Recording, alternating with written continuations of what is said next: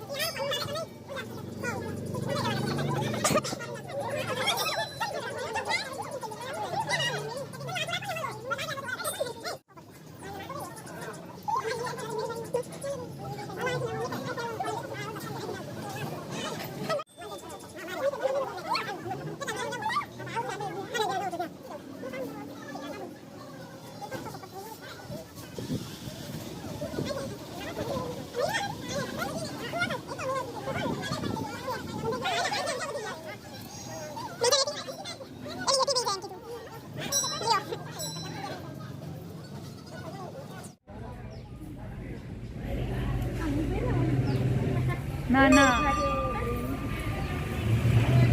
Photo નથી લેતી કાંઈ. પછી ફળાર કરે, ફળાર કરતા પહેલા ફૂલ સૂંઘીને ફળાર કરું. એ જ પ્રમાણે પાણી પીતા પહેલા ફૂલ સૂંઘી જ પાણી પીવાનું. અને જો આખો દિવસ ફૂલ સૂંઘીએ એ તો ઘણું સારું ઉત્તમ ગણાય. આ વ્રત ગુજરાતમાં અને કઠોળમાં બધી સ્ત્રીઓ આનંદ અને ઉમંગથી કરે છે. નાનાથી મોટી દરેક સ્ત્રી આ વ્રત કરે છે. આખો દિવસ ફૂલ સૂંઘે છે અને સંધ્યાકાળે ગાયનું પૂજન કરે છે અને આખી રાત્રે જાગરણ કરે છે અને ભગવાન શંકર પાર્વતીજીની પ્રાર્થના કરે છે, બધી પૂજન કરે છે, નવરાત્રિ પાળે છે. આ પ્રમાણે વ્રત કરે છે. જેમ ફૂલોની સુગંધ ચોમેર પ્રસરે છે તેમ આ વ્રત કરનાર સ્ત્રીના જીવનની સુવાસ ચોમેર પ્રસરે છે અને ઘરમાં ફૂલની જેમ તેનું જીવન સુગંધીમય. હાલો, વાગી ગયા છે 4 અને જો રેડી થઈ ગયા છીએ અને હવે અમે ગાયની પૂજા કરવા જાય. ભલે 4:30 વાગી ગયા છે અને જો રેડી થઈ ગયા છીએ. હું ને પૂજા દીધી અને હવે અમે ગાયની પૂજા કરવા જાય છીએ અને પછી મંદિરે સીધું દેવા જવાનું છે.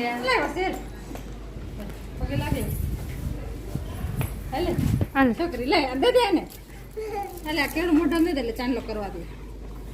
એવો બીજી આવી હાલે ને ફટાફટ ચાંદલો કરી લેવાનો. હાલ પગે લાગે. હાલ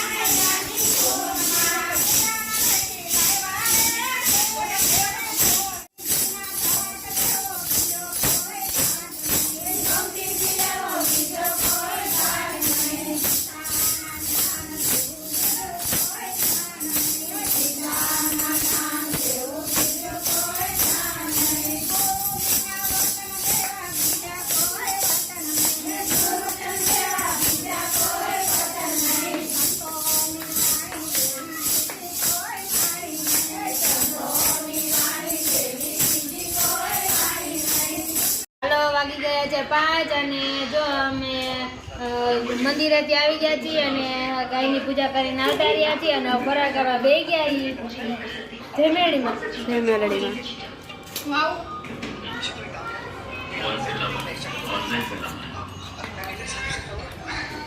રામ જય સિયારામ.